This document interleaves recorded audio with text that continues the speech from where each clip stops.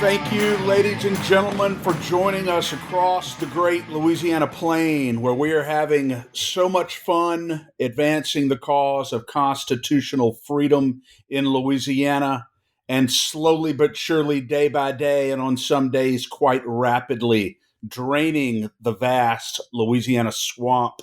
My name is Chris.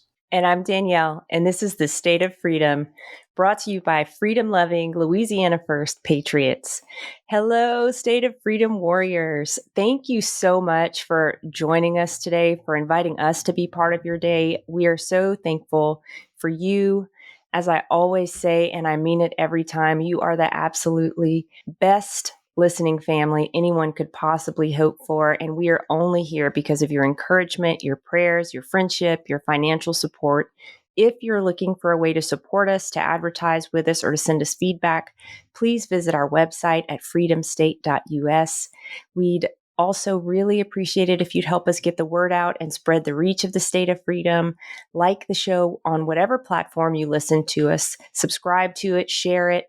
You can share short clips from YouTube and Rumble instead of sharing the whole episode, and links to those are always in the show notes and over on freedomstate.us. Moms for Liberty East Baton Rouge Parish Chapter is dedicated to fighting for the survival of America by unifying, educating, and empowering parents to defend and take back their parental rights at all levels of government. To learn more or to get involved with Moms for Liberty East Baton Rouge, email momsforlibertybatonrouge@gmail.com. That's moms, the number 4, libertybatonrouge@gmail.com.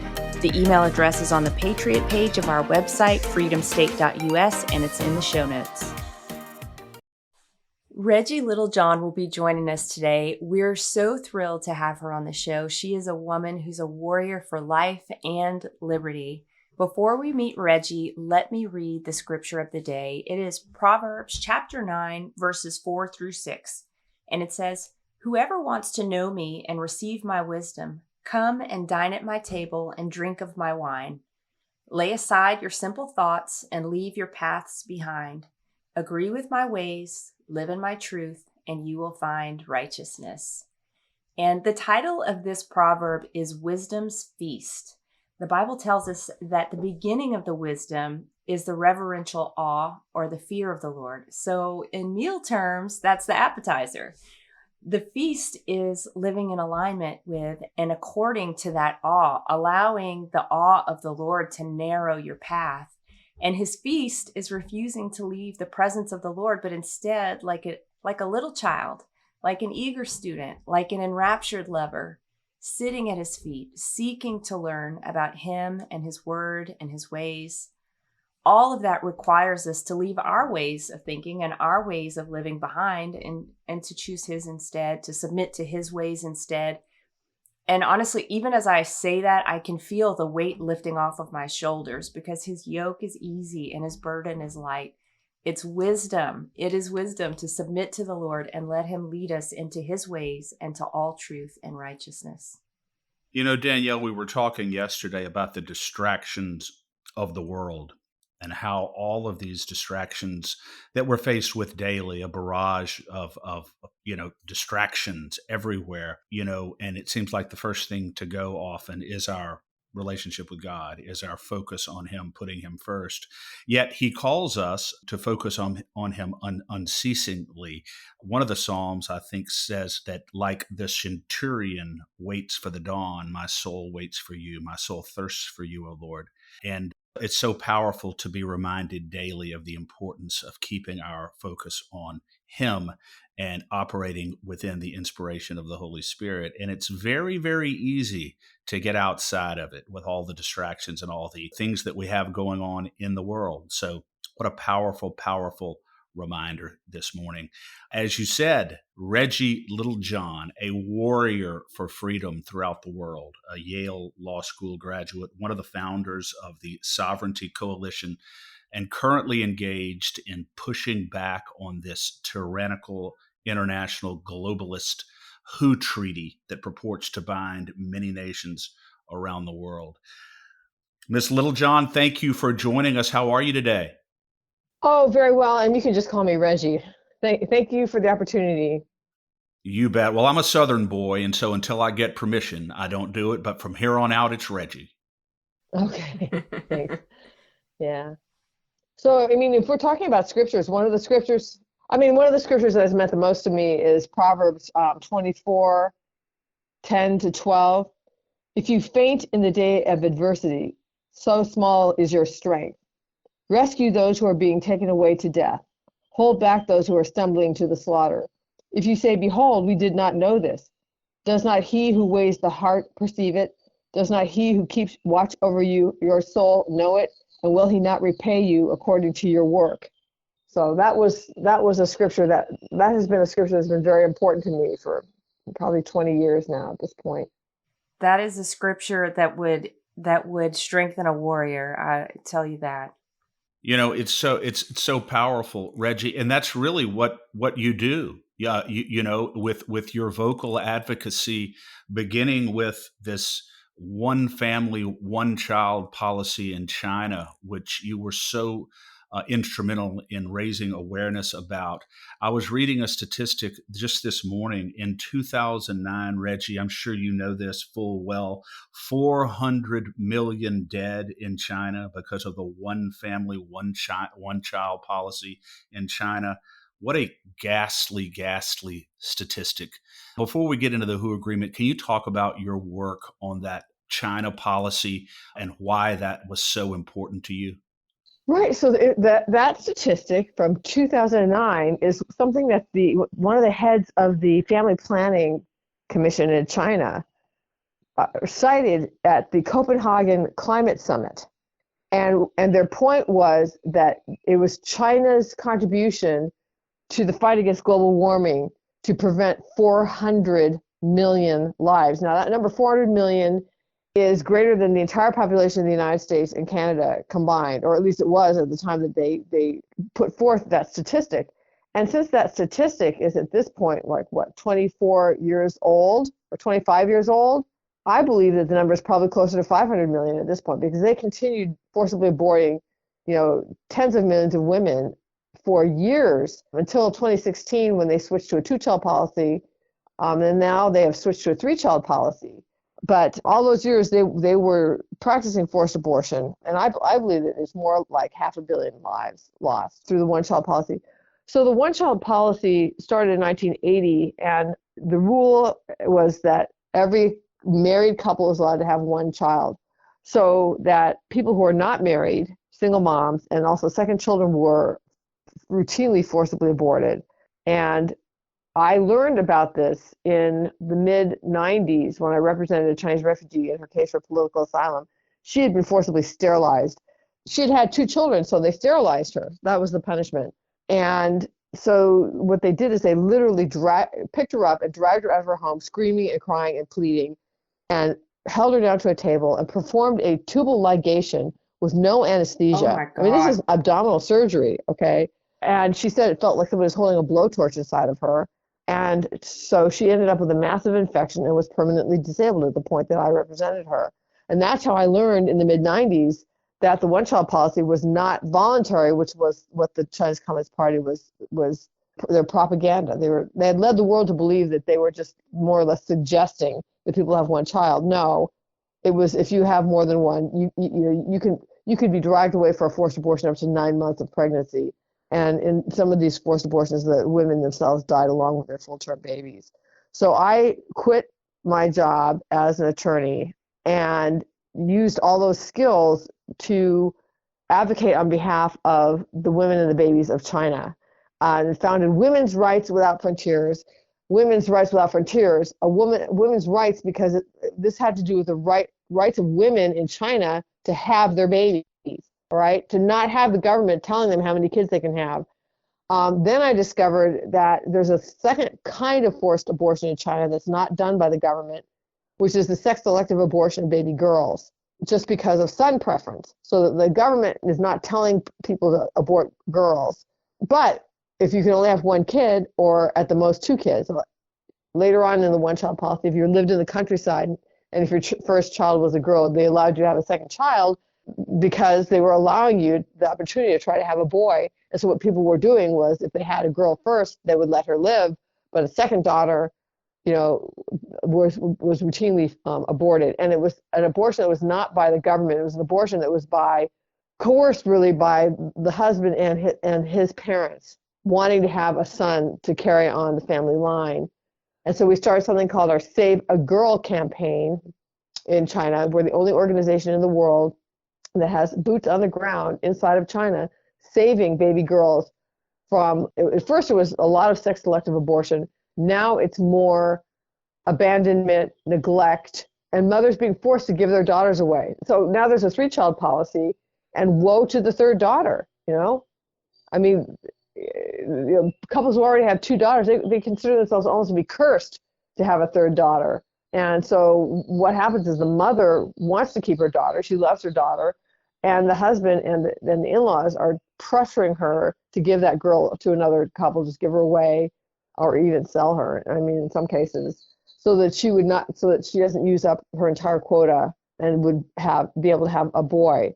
So we have field workers that will discover these women and just go to their doors and say, hey, congratulations on your daughters. Girls are as good as boys, and we will give you a monthly stipend of $25 for a year to empower you to keep your daughters. And we've saved hundreds of baby girls in the Chinese countryside that way, because the mother is able to go to her husband, to her mother-in-law, and say, look, I can't abort, I can't abandon this baby girl. She's a lucky girl. She's already bringing money into the family. So, and that's how we save these baby girls. Wow, Reggie, that is so incredible. And I can't even put words to how horrifying what's happening and what has happened in China is. How can people support your efforts to keep those baby girls alive and keep them in an intact family? Well, thank you so much for asking. So go to womensrightswithoutfrontiers.org, womensrightswithoutfrontiers.org. And then on the homepage to the upper right, there's a big red button that says Save a Baby Girl in China. And you click on it, and then you'll see a video. It's a 3-minute video, and it includes footage of some of the actual baby girls that we've saved. And then there's a donate button. You can donate, and you can write in the memo to the donation, either by check or online, that you want it to go to Save a Girl. We also have Save a Widow. We discovered that in the same area that we had, baby girls that needed help, that there are abandoned widows, and I call them the invisible victims of the 1-child policy, because nobody thinks about them. But under traditional Chinese culture, number one, the elderly were venerated, and number two, they had large farming families, so that by the time a couple got older, they would have a large family to support them, and that family was glad to support them because they venerated them. And now, because of atheistic communism, the old people are not venerated. They are considered to be like useless eaters. It's like, okay, you've already given everything that you can. You don't have anything more to give. In fact, you're dependent on other people. So, really, it would be better for everybody if you were gone. And that's the message that is communicated to these elderly, especially widows. And there's a big problem of female suicide, especially among the elderly in China. So we go to these widows and we say, here you are a human being created by God in his image, and we are going to support you for the rest of your life. And they just can't even believe it. So we give them $25 a month just to help them eat. So you can find out how to support that also in the same place. Yeah, quick question on this. I would assume that your troops on the ground in China are operating under some threat of government reprisal, since they are they're acting fundamentally contrary to the official policy of China. Have there been any instances of retaliation or persecution of your people in China? Well, okay, this is interesting. Saving widows and saving baby girls is actually not against any policy in China. Okay, now when we were saving women from forced abortion under the 1-child policy, that was, okay, it's like these women had what they call illegal pregnancies. But to save girls or to save widows is not against official Chinese policy.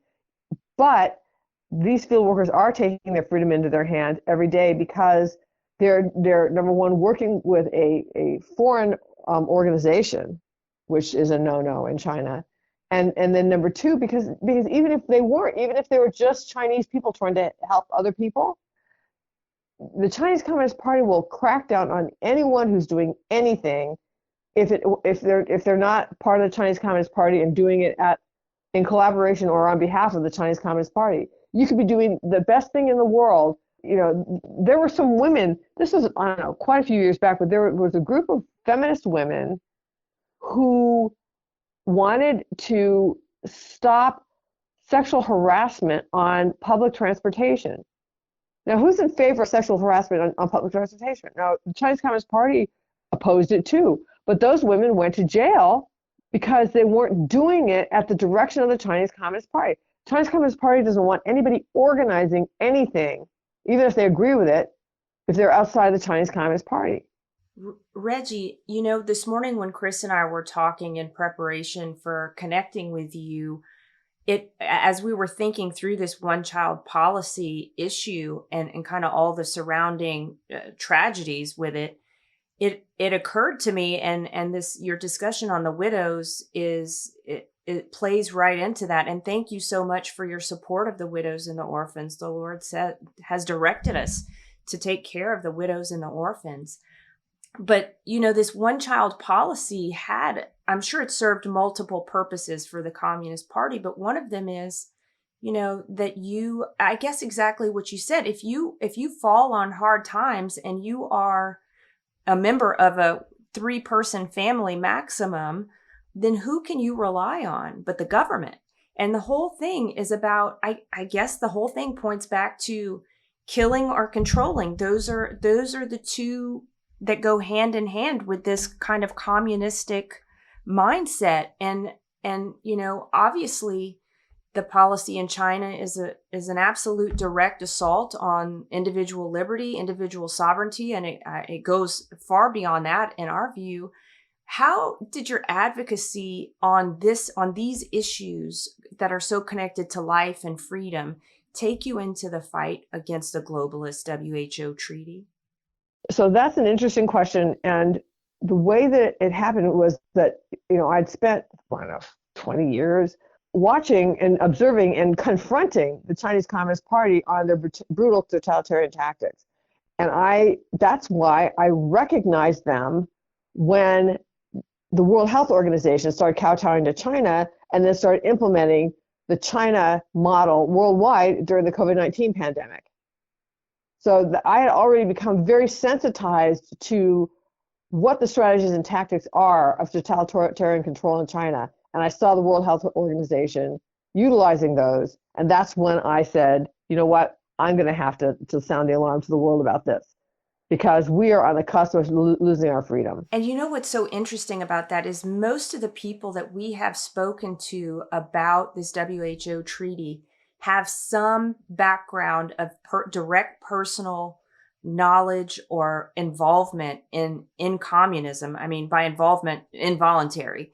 So it's just amazing that's also the connection for you. You were able to see it. You were able to identify it. Is there a tie-in between the WHO treaty and abortion? Do you think there's something there? Well, okay.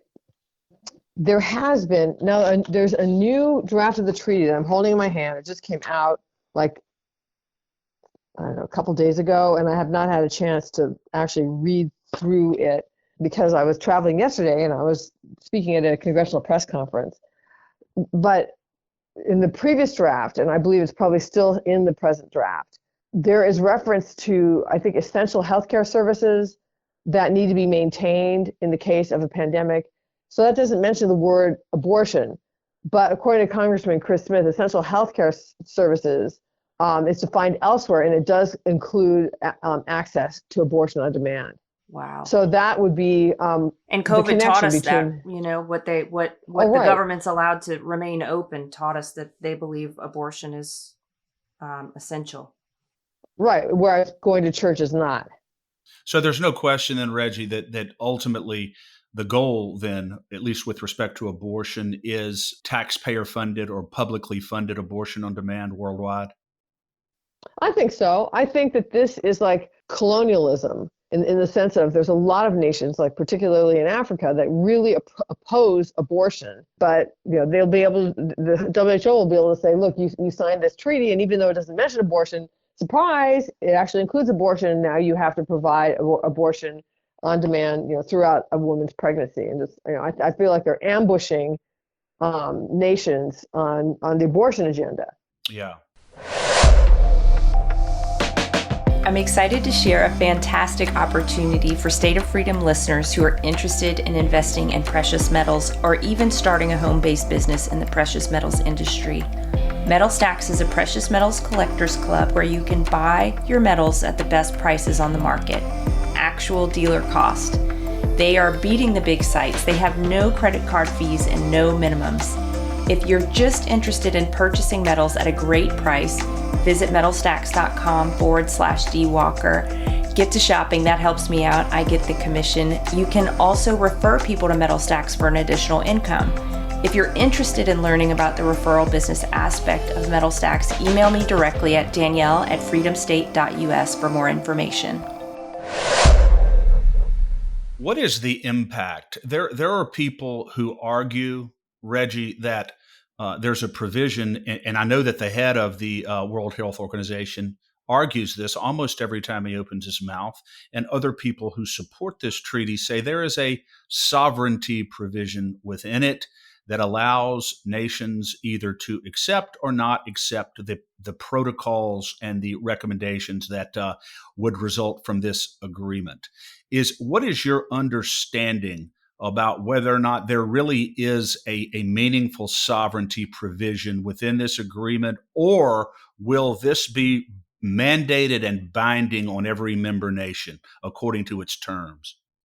No, it's very interesting that it was after the Sovereignty Coalition was founded, and as Frank Gaffney and I co-founded it, and started saying this is going to destroy national sovereignty, that actually Tedros Ghebreyesus, the Director General of the World Health Organization, said, I just want you to know this is not going to affect your sovereignty at all, which means that we were being heard, okay? And it is not true that you can just sort of, cafeteria style decide what you want and what you don't want. Now, I'm holding the draft of the pandemic agreement that came out like this week, okay? And here is Article 27, reservations. Okay, because what you're talking about in sort of diplomatic terms is called a reservation, that we agree with this, but we're reserving, X, Y, and Z. Okay, reservations. Reservations may be made to the WHO pandemic agreement unless incompatible with the object and purpose of the WHO pandemic agreement. So what kind of a reservation is that going to be? I mean, what an absolute you can say you're not going to do what I know, it's a total joke. It's just a total joke. So you can say you're going to reserve this and that, but if it's against what we want, then you can't do it. I mean, that's what they do is they will say things like, we're going to respect the sovereignty of every nation in the document, but then when you see what the document does, not what it says, it absolutely destroys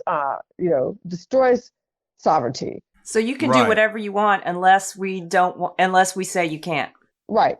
Okay. You can make a reservation unless it's incompatible with the object and purpose of the WHO pandemic agreement.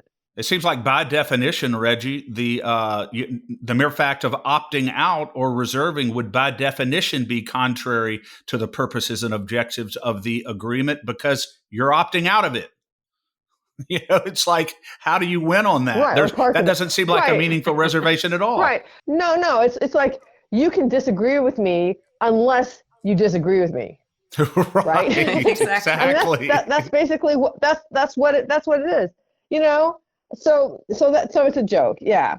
But they're saying all this stuff in order to try to get it passed, and I believe that they are really pressing on getting this passed this May 27th, just a few weeks from now, because they want to get it passed during the Biden administration. Frankly, that's what I think. The Biden administration and the WHO are both doubling down to try to ram this thing through, and I think that the reason is because they're worried that a new administration might come in that will not be amenable to this and will not sign it into law. But I mean, let me talk a little bit about, there's two agreements, and in my opinion, they're both treaties that are going to be coming up for a vote on May 27th. One is amendments to the international health regulations, and the other one is this new pandemic treaty, which they are calling an agreement. And I think the reason they want to call it an agreement instead of a treaty is they want to subvert the U.S. treaty process, where you need to, it can only become effective with the advice and consent of of 2/3 of the Senate, and they know they can't get that. So they want to call it an agreement so that it can just be signed into law as an executive agreement by President Biden and doesn't have to go through the Senate. And so that's one of the things that we are advocating for.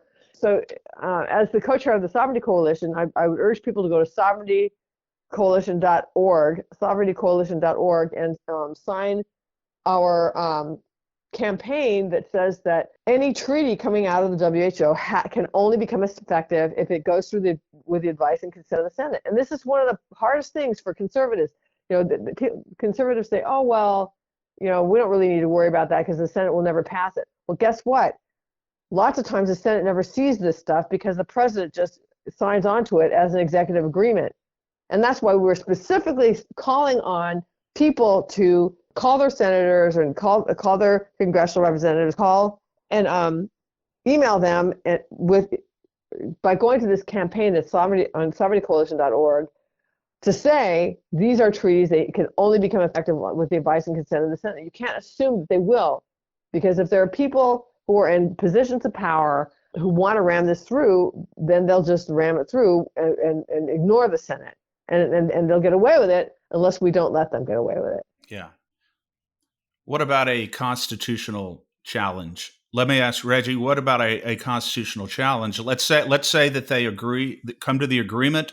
It purports to be binding. The Senate does not ratify. Let's say the Senate takes no action. The Constitution does not give the Senate, the Constitution does not say that a treaty can go into effect if the Senate chooses to ignore it. The Constitution says that the Senate has to approve it by 2/3 vote, advice and consent. So whatever their reasons, if they don't do it, wouldn't it be subject to a constitutional challenge? Sure, it would be subject to a constitutional challenge.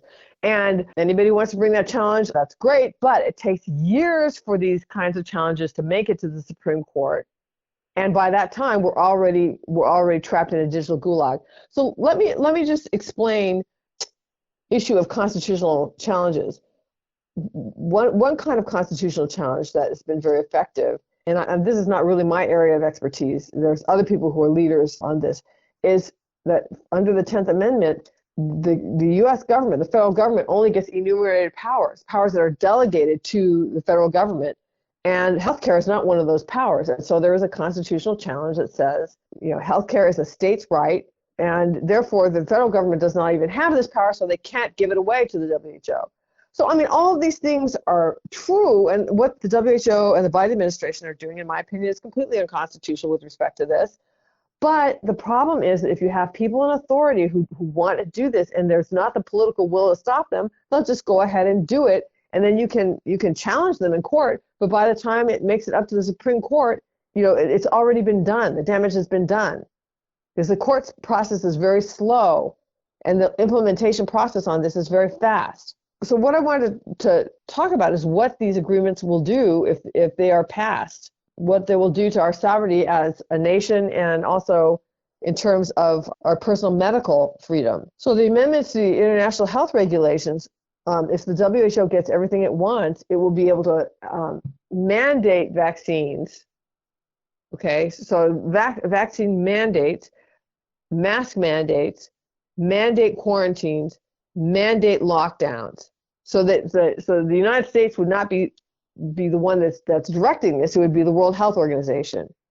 And what that's going to do to the doctor-patient relationship is destroy it. So if you don't want to get vaccinated or don't want to get boosted or whatever else, and you're mandated to, your doctor is just going to say to you, you need to get these. And I've read cases where people were denied heart transplants and things like that because they were unvaccinated. They can punish you for not complying with this. People say, well, we just won't comply. It's like, okay, if you need a new heart or a new kidney, are you going to comply? They can put all kinds of pressure on you to do this. They can, and they have. Right. And then, especially the international health regulations as they now stand, they have sections on surveillance and censorship, which is that they will obligate nations to surveil their citizens, and not just their citizens. Okay, there's something called One Health that is in both the International Health Regulation Amendments and in the Pandemic Treaty. One health is, I believe, like a specious idea, or at least the way it's being used is wrong. The idea is, sounds very innocent. It's like human health is connected to ant health, plant health, or animal health. Human health is connected to animal health, is connected to plant health, is connected to the environment. And so, yeah, I mean, that's true, but what they're using it for then is as a pretext to be able to surveil human health, animal health, plant health, and the environment.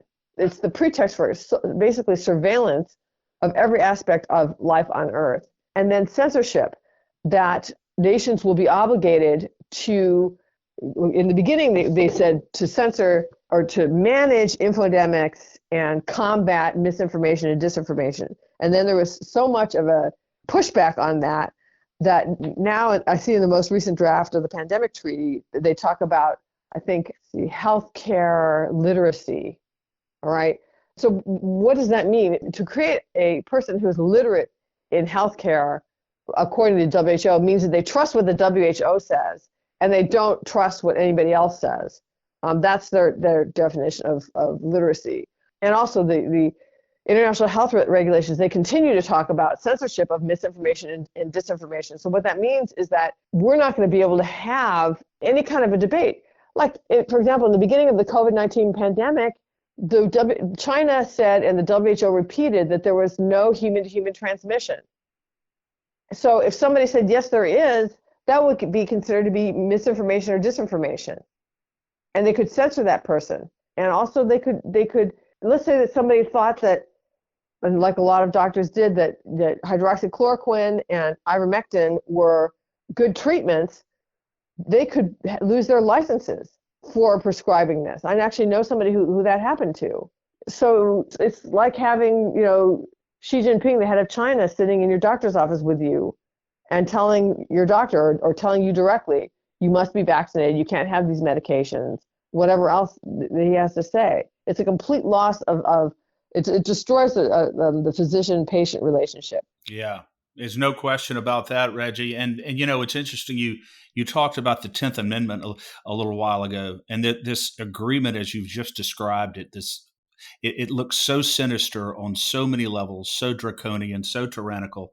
And our state recently, I don't know if you're aware of this, Reggie, but Senator Thomas Presley brought a bill that is on the verge of passage here in Louisiana, pursuant to the 10th Amendment and the 9th Amendment for that matter, that prohibits the state of Louisiana from implementing any health protocols or orders or honoring any agreements by the World Health Organization in our state.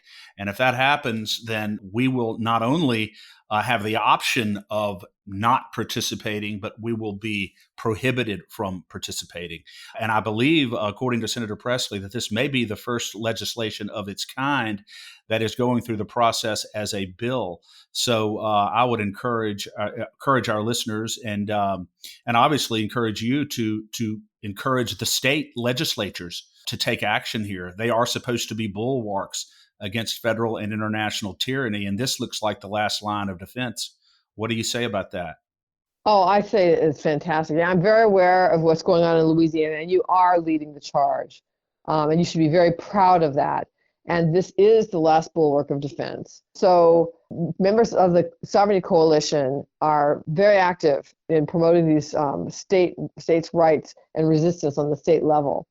But you know what the challenge is going to be? The challenge is going to be, when Louisiana says we're not going to comply, and then the administration says, okay, well, we're going to cut all your federal funding. That's tough, So I don't know. Yeah, and we get it. And that's the thing also is that, yeah, and let's say, for example, that President Trump was reelected, right, and he withdraws us from the World Health Organization like he did before.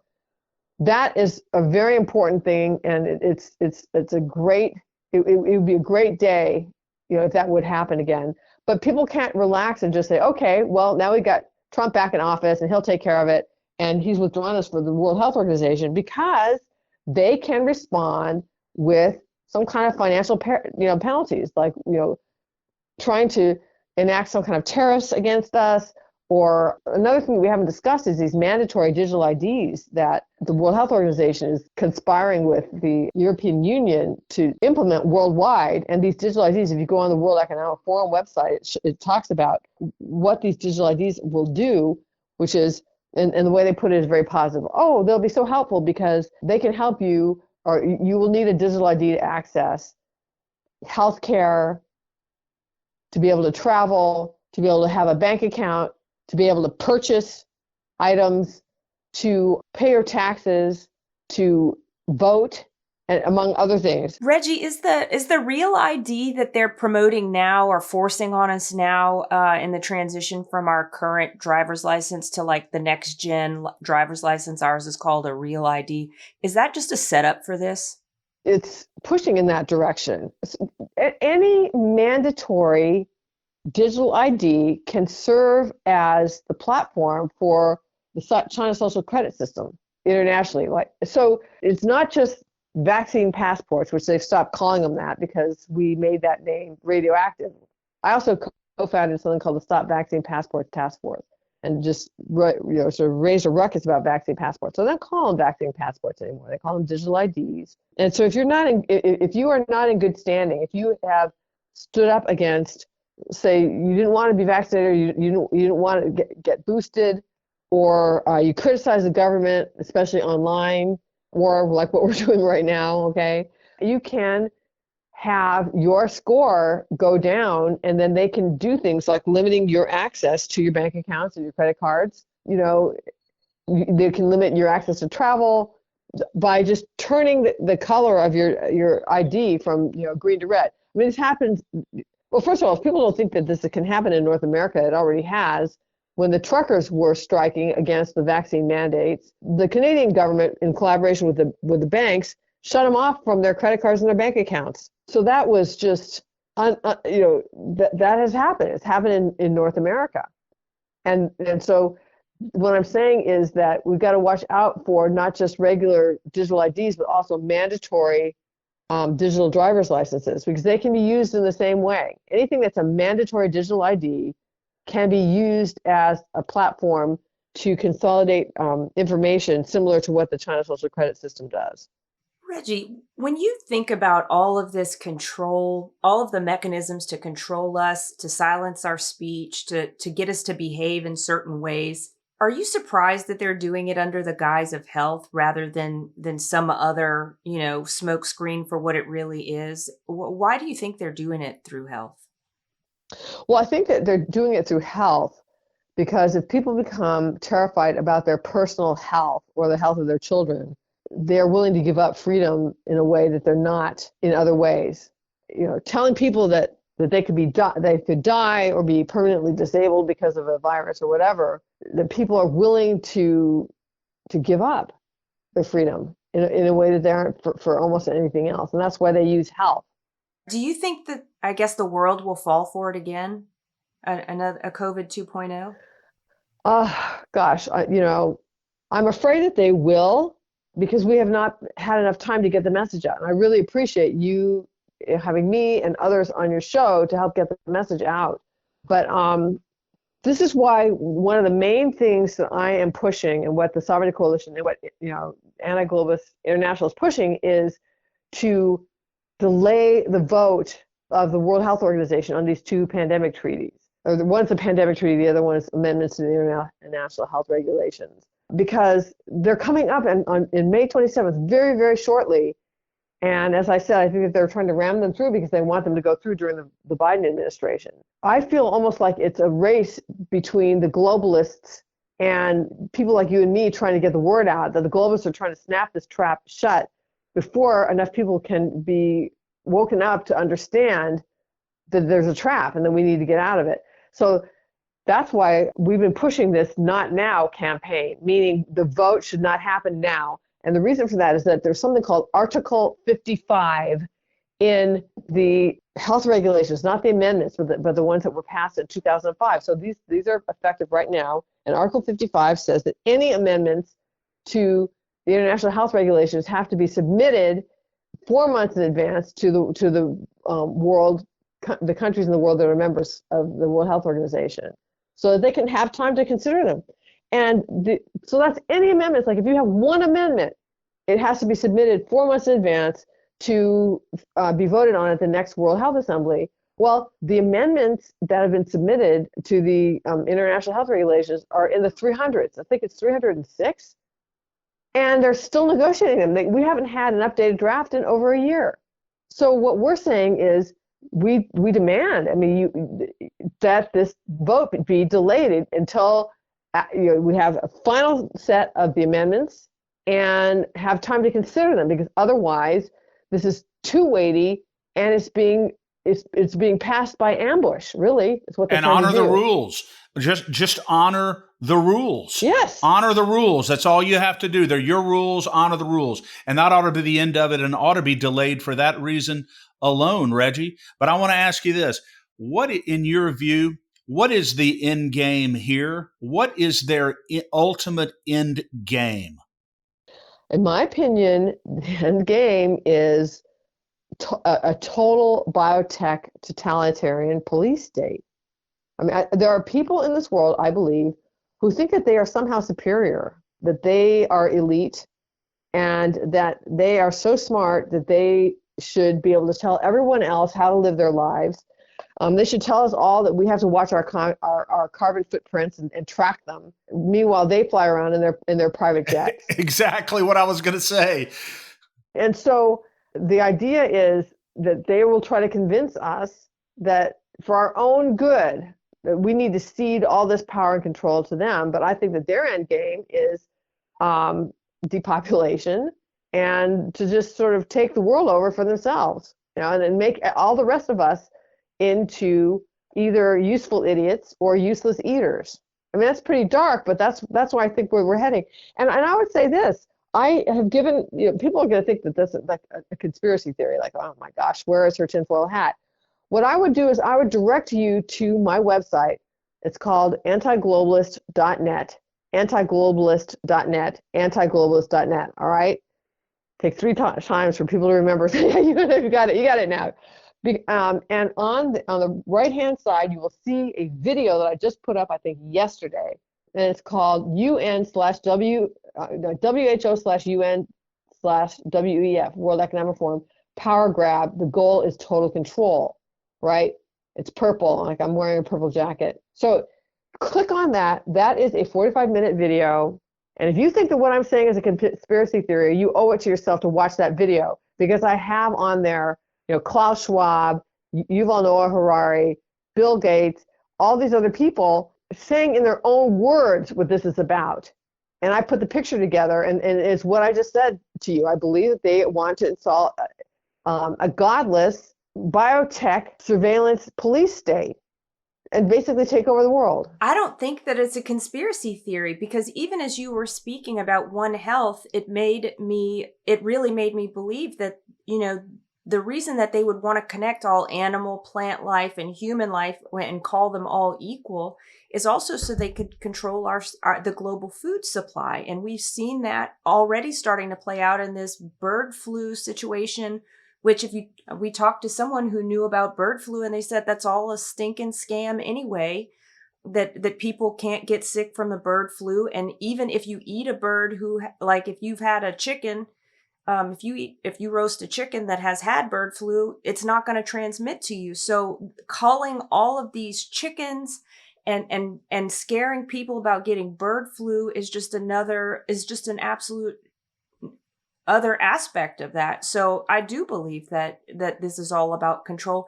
And I saw on Twitter last week, Tedros is already encouraging people to eat bugs. And that man has got some nerve.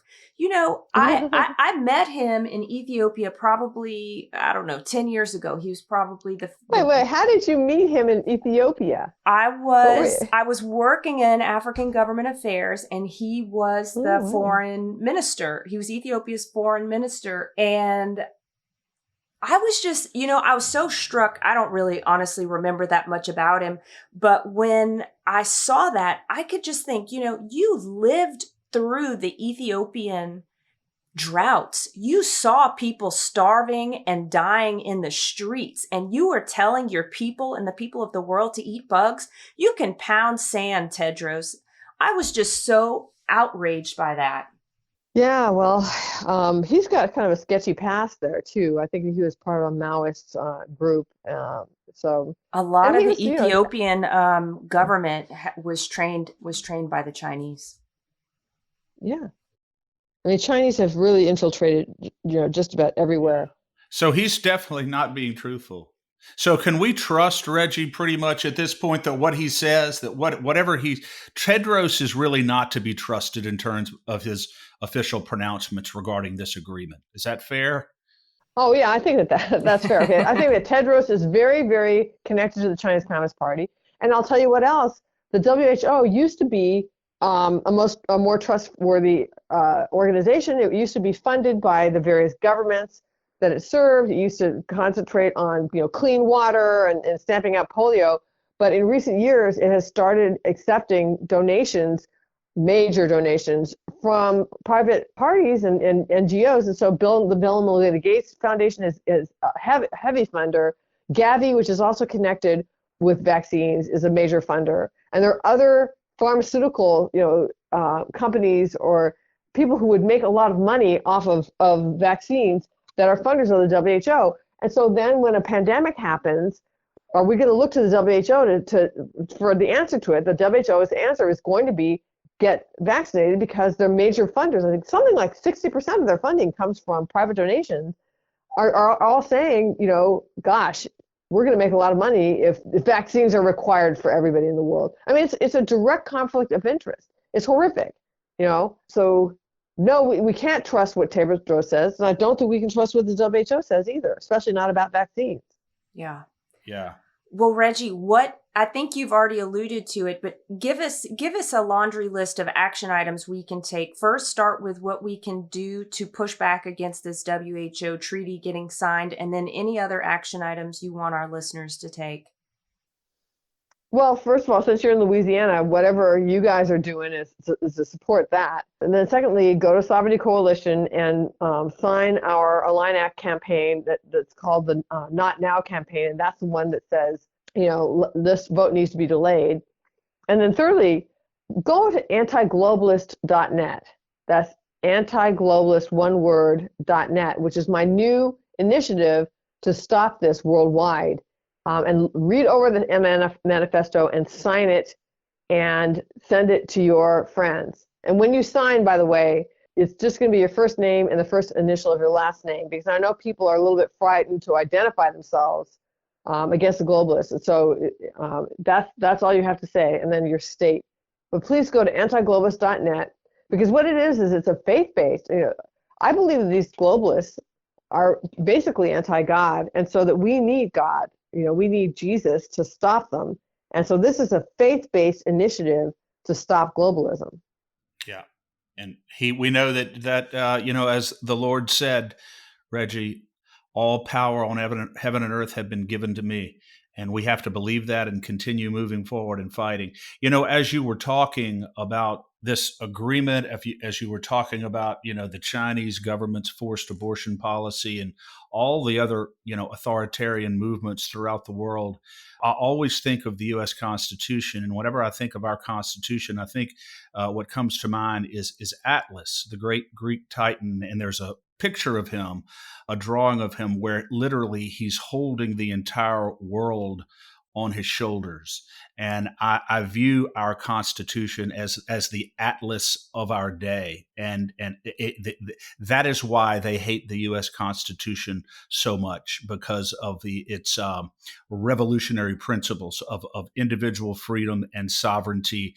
It stands as a direct confrontation against everything that they're trying to do, which is why I love the Constitution so much and why I love our country so much. And thank you for fighting for the Constitution, which is ultimately what you're all about. And we appreciate you and thank you so much for coming on today.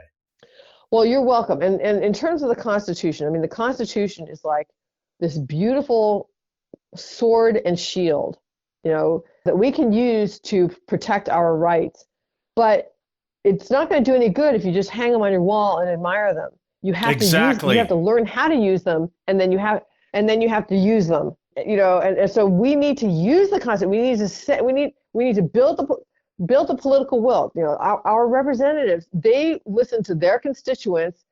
And if their constituents are raising a ruckus about something, then they will listen. Another thing that people can do is go to, if candidates are speaking, and ask them questions. So what's your position on the World Health Organization? What's your position on this pandemic treaty? And make it a campaign issue or an election issue. So the Constitution is great, but the people have to use it and hold elected officials accountable to it. It's not just about lawsuits. Well said. It's also about holding elected officials accountable to the Constitution, which they vowed to uphold. Absolutely. Well, we thank you so much for joining us again today, and we're going to have you. We're going to have you back on at some point. Keep us in the loop on what's going on here, and we're going to fight hard against this draconian, monstrous agreement, and we'll be following you closely. Okay, so thank you so very much for having me. I really appreciate it. You're most welcome. It was such a pleasure, Reggie. We'll be talking to you soon. Okay, take care and God bless. God bless. Thanks for listening to The State of Freedom. To stay on top of all the calls to action we mentioned today, just check out the show notes for the episode. If you'd like to support the show financially, visit our website at freedomstate.us. If you'd prefer to give by mail, you can send a check to The State of Freedom, LLC at P.O. Box 861, Berg, Louisiana 70343.